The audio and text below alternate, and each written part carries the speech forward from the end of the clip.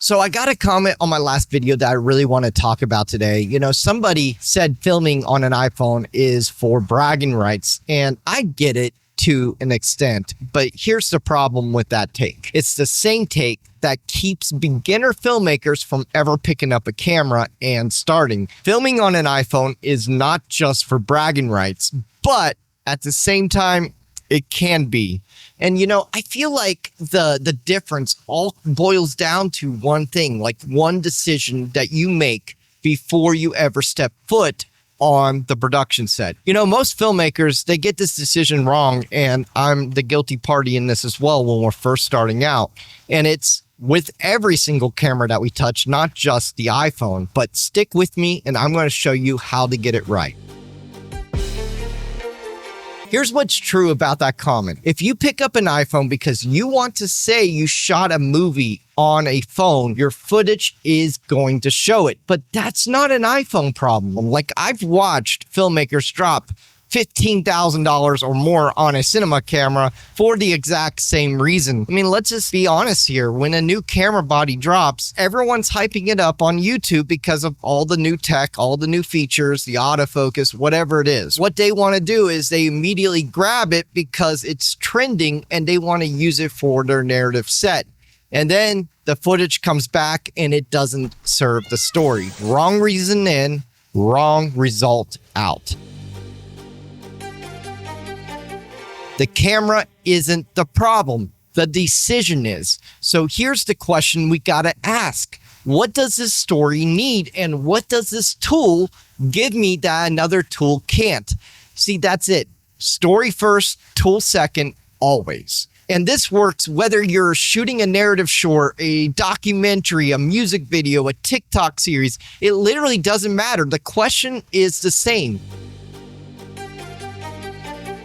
We just wrapped a short film called True North not too long ago. I produced it, I wrote it, and you guys can see everything on the YouTube channel, like the BTS and stuff. And our DP, he was a guy breaking into the industry, and he owns a Blackmagic Pixis, and it's been sitting in his closet, and he's never used it on a real film set. When I sat down and wrote the script, I wrote knowing that camera, like the strengths, the limitations, and I asked that question, what does this story need and what does the Pixis give me? The budget, it actually checked out because we wanted a lean production, more capable for every dollar spent, like more money for lighting, locations, cast, and marketing.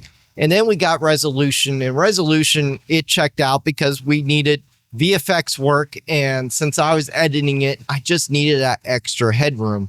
And the Pixis, it can shoot in 6K. So that gave me plenty of headroom.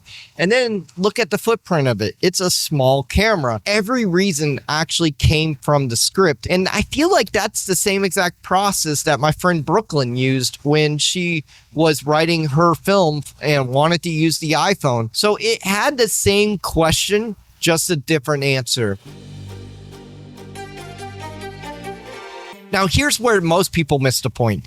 They write the iPhone off as a gimmick because they have no idea what it can actually do, like what it's actually capable of. Now, to be real, it is crazy to think that an iPhone can be considered as an A camera for a narrative production set. But you got to think about it this way. Like, we were shooting in ProRes RAW.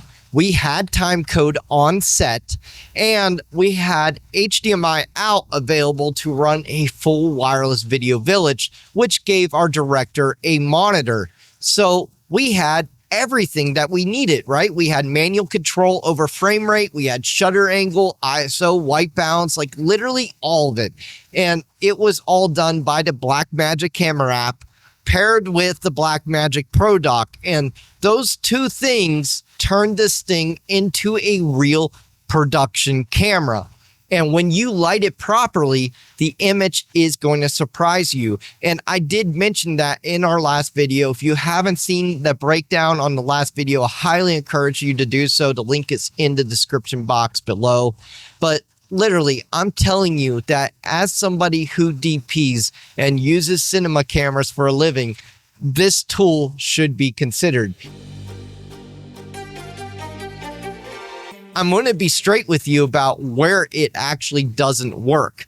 because iPhones, they do shine on intimate scenes, run and gun docks, travel pieces, and anything where small footprints and fast movement is the advantage. But where it falls apart is in the genres of like horror, thriller, or anything that lives in the dark. Like, it just doesn't work well in low light, but we got to keep in mind of the small sensor, right? Because that has a very tiny sensor. It's actually smaller than the Pocket Cinema 4K, which is a micro four thirds. But if you guys are shooting a feature with a real budget and a real crew, I would push you more towards a proper cinema package versus using the iPhone. Now, here's the part I really want you guys to hear. If you guys don't get anything else out of this, I really want you guys to take this to heart. There is a story in your head right now, and I know there is. You've been sitting on it, and the reason you haven't shot it is mainly because you might be afraid of somebody going to look at your gear and judge you or whatever have it, right? I want to tell you guys something right now. Nobody's coming to give you guys permission. That moment, it just doesn't exist. The iPhone in your pocket is enough to start. Not enough to actually do everything, but enough to start. Like, read your script, ask what it needs, look at the tool in your hand, and answer honestly. Like, if it can serve the story, then use the iPhone. It is a perfect tool. So let's circle back to the question, is filming on an iPhone just for bragging rights? No. It's a real tool for the right story, in the right hands, chosen for the right reasons. And it becomes a bragging right the second you pick it up for any other reason besides that. You know, that's the whole difference here. The camera, it doesn't make the story. The story picks the camera, and sometimes the right camera is already in your pocket. So stop asking whether the iPhone is serious enough and start asking whether your excuse is. What's the story that you've been sitting on? Drop it in the comments.